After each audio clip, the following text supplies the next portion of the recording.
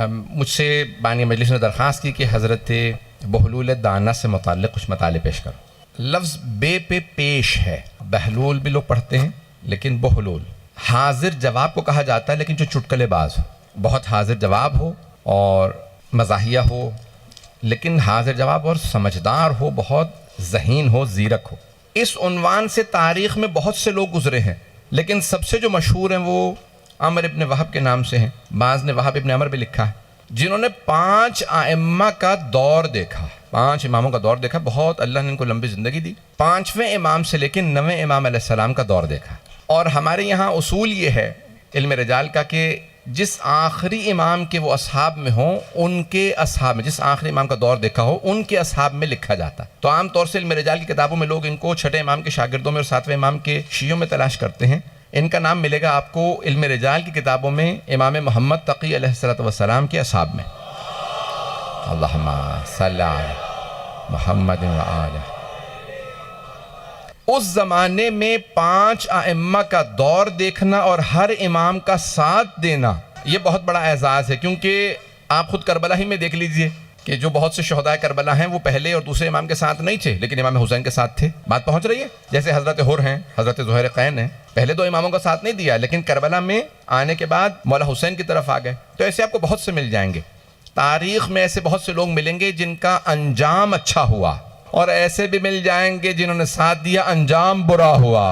بہت پیارے انداز سے سن رہے ہیں میرے ٹوٹے پھوٹے الفاظ کو، یقین مانیے مجھے اپنی حالت کا پتہ ہے کہ اس وقت جو ہے میں کتنی دوا کھا کے بیٹھا ہوں مجلس پڑھنے کے لیے، تاکہ میرا بخار جو ہے مجھے زیادہ تنگ نہ کرے۔ تو عزیزان گرامی، حضرت عمر ابن وہب، یہاں تک بعض نے لکھا کہ ہارون الرشید جو خلیفہ تھا، قاتل تھا 7ویں امام کا، اور اس کو کہہ لیں کہ عباسی خلیفہ تھا، دنیا کی بڑی حکومتوں سے میں اس کی حکومت گزری ہے، اس کا قریبی رشتہ دار ہونے کا بھی ان کا مقام تھا، یعنی بہت قریبی رشتہ دار تھے۔ بعض نے لکھا خالازاد بھائی تھے، بعض نے اور بھی رشتے لکھے، مجھے تفصیل میں نہیں جانا۔ اور یہاں تک کہ اس کے وزیر بھی رہے ہیں۔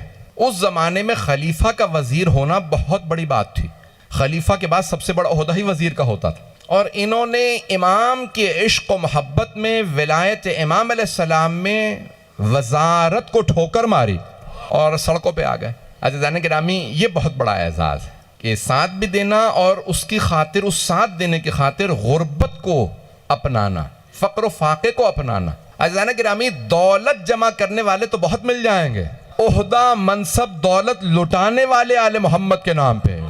تو اب یہ وزیر تھے، ان کی مخبری ہو گئی، کچھ لوگوں کی مخبری ہوئی۔ وہ تقیہ کا دور تھا، بنی عباس کا دور، تقیہ بڑا سخت دور تھا، بنو امیہ کا بھی دور سخت دور تھا۔ تو اب ان کی مخبری ہو گئی کہ یہ شیعہ 7ویں امام کے چاہنے والوں میں، اور ہارون نے 7ویں امام کو زندان میں رکھا ہوا تھا۔ اب امام خود تقیہ میں ہے، یعنی کھل کے اظہار نہیں کر سکتے یہ میرا شیعہ ہے، اس کو یہ پیغام دے دوں، کیوں جانتے ہیں زندان میں ہوں، جس سے کھل کے بات کروں گا اس بیچارے کو مار دیا جائے گا، اسے شہید کر دیا جائے گا۔ بات پہنچ رہی ہے؟ تو امام کھل کے بات کا اظہار بھی نہیں کر سکتے۔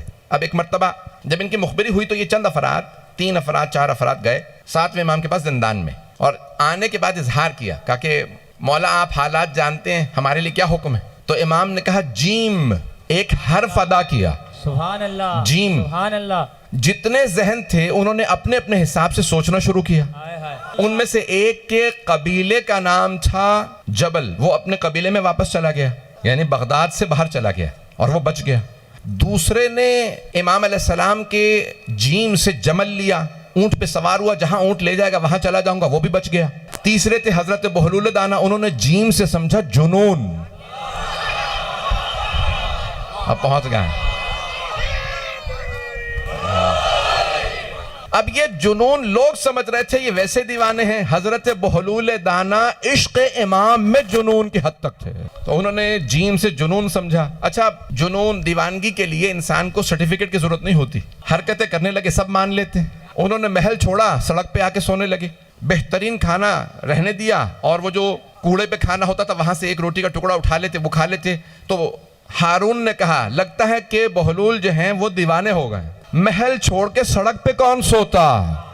صرف عاشق علی ابن ابی طالب۔ انہوں نے جنون اختیار کیا اور گئے، اور جانے کے بعد پورے علاقے کے اندر کہہ دیا بس ٹھیک ہے، بس سڑکوں پہ سونے لگے، محل چھوڑ دیا۔ عزیزان گرامی، یہاں تک دیوانگی کا اعلان کر چکے تھے، پھر بھی ہارون بلاتا رہتا، ان سے بحث کرتا رہتا، جانتے تھا، جانی خود وہ جانتا تھا کہ ان کو دیوانگی میں بھی اگر چھیڑو تو ان کی زبان سے پھول جھڑتے ہیں، اور یہ ایسے ایسے حکمت کے دروازے کھولتے ہیں جو کوئی بڑے سے بڑا حکیم بیان نہیں کر سکتا، بڑے سے بڑا عقل مند ایسی چیزیں بیان نہیں کر سکتا۔ تو ایک مرتبہ خود بڑا مشہور و معروف واقعہ، ان کے بہت زیادہ واقعات ہیں، میں چند واقعات کی طرف اشارہ کروں گا۔ اب امام کے عشق میں ایک دن صبح صبح جیسے ہی محل میں آئے تو آ کے تخت پہ بیٹھ گئے، سارے درباریوں نے تخت سے اتار کے مارنا شروع کیا، زمین پہ بیٹھ کے رونے لگے۔ اتنے میں ہارون آ گیا، ہارون آ کے تخت پہ بیٹھا، پوچھا کیا بات ہے، یہ بہلول کیوں رو رہے ہیں؟ کہا حضور آپ کے تخت پہ بیٹھ گیا تھا، ہم نے اتار کے اس کو اچھی طرح مارا ہے، مار پیٹ کی۔ تو کہا کہ اچھا کیا، آئندہ کسی کی ضرورت نہیں ہوگی کہ میلے کپڑوں کے ساتھ میرے تخت پہ بیٹھے۔ لیکن حضرت بہلول دانا چیخیں مار مار کے رو رہے ہیں، پورا دربار کا ماحول خراب کر رکھا ہے۔ تو ایک مرتبہ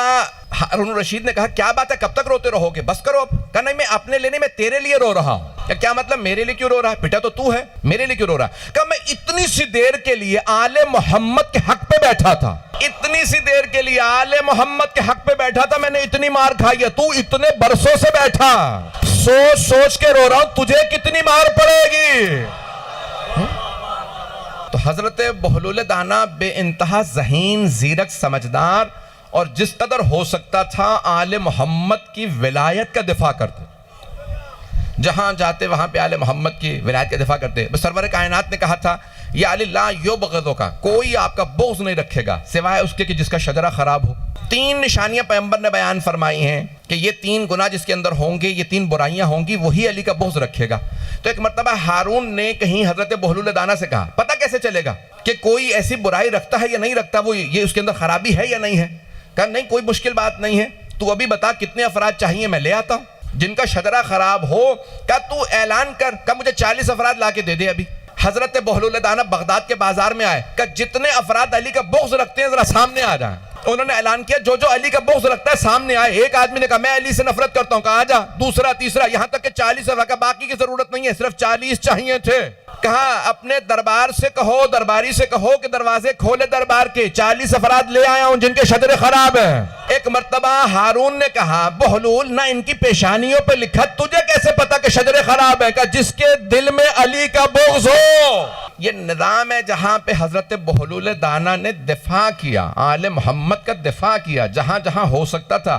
کہنا بہت آسان ہوتا ہے، اس ماحول میں جناب امیر کا دفاع کرنا بڑا مشکل کام تھا کہ جہاں پہ خود جناب امیر کی اولاد کو زندانوں میں رکھا گیا، سب سے زیادہ سادات کا قتل اس زمانے میں ہوا، اور وہاں پہ حضرت بہلول دانا دفاع کرتے تھے جناب امیر کا۔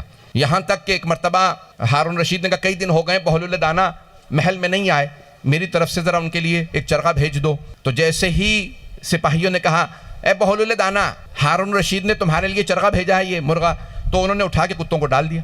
کہ یہ تم نے کیا کیا، اتنے دن سے بھوکے تھے، تم نے کتوں کو کیوں ڈال دیا؟ کہا آہستہ بولو، اگر کتوں کو پتا چل گیا کہ اس نے بھیجا ہے تو وہ بھی نہیں کھائیں گے۔ بغض آل محمد رکھنے والے کا کھانا نہیں چاہیے، انسان کی ولایت پہ منفی اثر ہوتا ہے۔ انسان اگر بغض رکھنے والے کے ہاتھ کی چیز کھائے گا، بغض ایک ہوتا کہ چاہتا ہے، ہمارے ہاں عام طور سے مسلمان اہل بیت کے چاہنے والے، کچھ ایسے ہوتے ہیں جو بغض رکھتے ہیں، چاہتے نہیں ہیں بلکہ بغض رکھتے ہیں۔ بغض رکھنے والے کا، ناسبی اور خارجی کے ہاتھ کا نہ کھاؤ، عقیدہ ولایت پہ منفی اثر ہوتا ہے۔ بڑے بڑے علماء نے کہا کہ اس کا انسان کی ولایت کے عقیدے پہ، اس کے ولائے آل محمد کا جو عقیدہ ہے اس پہ منفی اثر ہوگا۔ عزیزان گرامی، اس زمانے میں اس انداز سے تبلیغ کرنا، گفتگو کو کرنا، لوگوں تک ولایت آل محمد کا پیغام پہنچانا، یہ حضرت بہلول دانا کا اعزاز تھا۔ اور انہوں نے مختلف انداز سے جو اس زمانے کے خلفاء تھے ان کے رازوں کو لوگوں کے سامنے نہاں کیا، بہت زیادہ ان کو، یہاں تک کہ ایک مرتبہ خود آئے، سارا بغداد جمع تھا، دیکھا کہ ہارون رشید مسجد کے سامنے تعمیرات کرواتے ہوئے سامنے خود کھڑا۔ کہا ہارون کیا کر رہے ہو؟ کہا مسجد بنوا رہا ہوں۔ کہا کس کے لیے؟ کہا اللہ کی خاطر۔ یہ بھی کوئی پوچھنے کی بات ہے؟ کہا پھر ذرا باہر نام لکھوا دے، مسجد بہلول دانا۔ کہا واہ، بنواؤں میں، نام تیرا لکھوا دوں؟ میں اپنا نام لکھواؤں گا کہ میں نے مسجد بنوائی؟ کا اس کا مطلب ہے اپنے نام کے لیے بنوا رہا ہے، اللہ کے لیے نہیں بنوا رہا۔ کبھی دھوکہ نہ کھائیے گا، جب بغض آل محمد رکھنے والے نیک کام بھی کریں تو ریاکاری بھی ہوتا ہے، اللہ کی خاطر نہیں ہوتا۔ ایسے افراد کبھی اللہ کی خاطر نہیں کرتے، کبھی بھی ان کے نیک کاموں سے بھی دھوکہ نہ کھائیے گا۔ یہ نیک کام بھی کریں تو اس کے اندر بغض، ریاکاری، دکھاوا سب کچھ موجود ہوتا ہے۔ عزیزان گرامی، اس لیے ضروری ہے کہ انسان نیتوں کو خالص رکھے۔ یہاں تک ملتا ہے کہ پرانے زمانے میں آپ جانتے ہیں عمومی حمام ہوتے تھے، جہاں لوگ وہ لنگ باندھتے تھے اور آتے تھے اور وہیں پہ پبلک باتھ روم ہوتے تھے, گھروں میں حمام نہیں تھے. تو ایک مرتبہ اعلان ہوا کہ ہارون الرشید خلیفہ وقت حمام میں آ رہے ہیں, لوگ عام جو عوام ہے وہ حمام خالی کر دیں. سب لوگ جانے لگے, اشارہ کیا, اس نے کہا بہلول تم رک جاؤ. اس کے خادم موجود تھے. اس نے کہا اگر تم دیکھو تو پورا جو نارتھ افریقہ ہے نا, یہ پورا شمالی افریقہ, مصر, لیبیا, یہ الجزائر, یہ ساری اس کی حکومت تھی. پورا کا پورا مشرق وسطیٰ, حجاز مقدس, ایران, عراق, یہ سدرن رشین سٹیٹس, یہ سب اس کی حکومت تھی. دنیا کی بڑی حکومت اس کی حکومت گزری ہے. کہ اگر میری تم قیمت لگا تو بتاؤ کیا قیمت لگاؤ گے؟ میں اتنی بڑی حکومت کا مالک ہوں. تو حضرت بہلول دانا نے سر سے لے کے پاؤں تک دیکھا, کہا 500 چاندی کے سکے, 500 درہم تیری قیمت. کہنے لگے کہ تجھے شرم نہیں آتی؟ صرف جو میری لنگ ہے, جو میں نے لنگی باندھ رکھی, یہی 500 درہم کی ہے, اور تو نے میری کل قیمت لگائی ہے 500 درہم, جبکہ میں اتنی بڑی حکومت کا مالک ہوں. تاریخ میں فرعون کی بھی اتنی بڑی حکومت نہیں تھی جتنی میری ہے. کہ وہی تو بتا رہا ہوں, بس لنگ ہی کی قیمت ہے, تو کوڑی کا بھی نہیں ہے. اب سمجھ میں آیا, جو بغض آل محمد رکھتے ہیں ان کی کوئی قیمت نہیں ہوتی. ارزش و قیمت اسی کی ہوتی ہے جو حب آل محمد سے سرشار ہو. عزیزان گرامی, یہ جو ہمارے دلوں میں ماں باپ نے مودت و محبت پہ روئی, یہ جو سمودی ہے, یہ جو آپ جی رہے ہیں, جس چلتا پھرتا وہ عابد ہے, عبادت گزار ہے جو علی بن ابی طالب کی ولا دل میں رکھتا. وہ چلتا پھرتا عبادت گزار ہے. کیوں؟ پیغمبر اسلام نے فرمایا حب علی عبادہ, علی کی محبت عبادت ہے.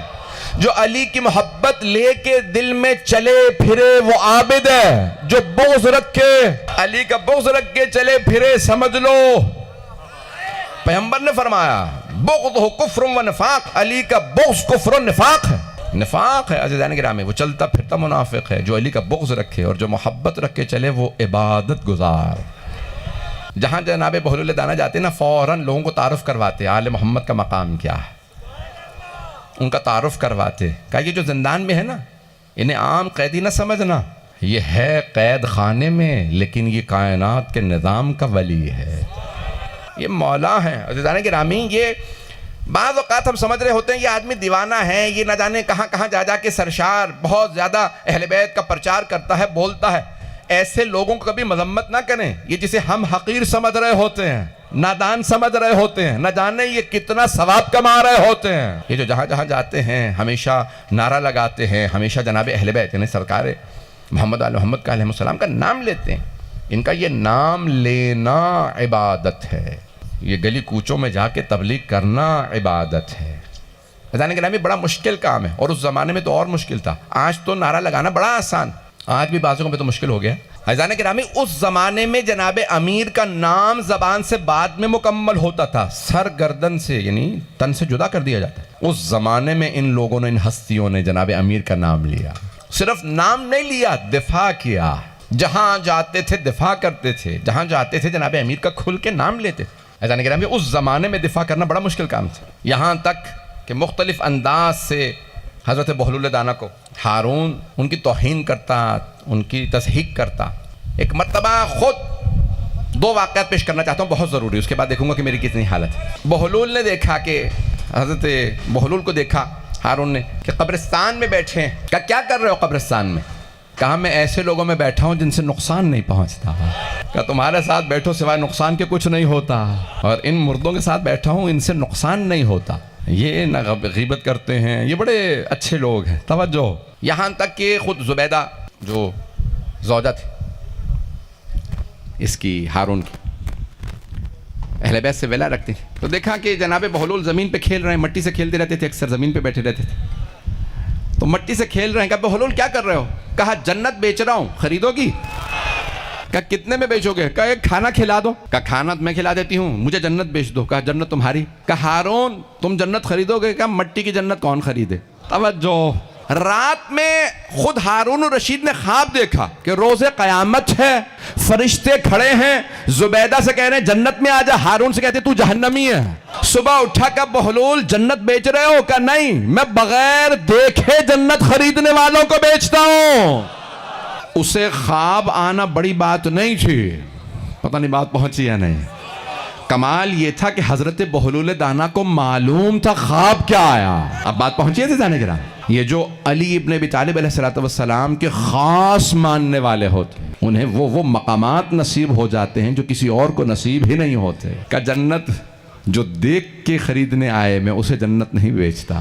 اچھا کہ رامی یہ بعض اوقات انسان جو فیصلے کرتا ہے نا وہ جنت ہی کا فیصلہ ہوتا ہے. حضرت حر نے بس ایک ہی تو رات میں فیصلہ کیا تھا جنت کا. بات پہنچ گئی. ایک ہی رات میں جب پوچھا مرحوم شیخ مرتضی انصاری سے 150 سال پہلے ایک بہت بڑے ہمارے نجف اشرف کے عالم دین گزرے, ان سے پوچھا آغا یہ حدیث معصوم علیہ السلام اصول کافی میں تفکر ساعت افضل من عبادت 70 سنہ, 1 گھنٹے سوچنا 70 سال کی عبادت سے افضل, اور ایک جگہ پہ ہے 70,000 سال کی عبادت سے افضل ہے. کون سا سوچنا کہ ایک گھنٹے سوچنا 70 سال کی عبادت سے افضل؟ کا حضرت حر کا سوچنا 1 گھنٹے سوچنا 70 سال کی عبادت سے افضل ہے. 1 گھنٹے سوچ رہے یزید کے ساتھ رہوں یا حسین کے پاس جاؤں, کہ وہ 70 سال کی عبادت سے افضل تھا. ایک رات میں انہوں نے فیصلہ کیا مجھے جہنم میں نہیں رہنا, مجھے جنت میں جانا. بات پہنچ رہی ہے جانے کے نام میں.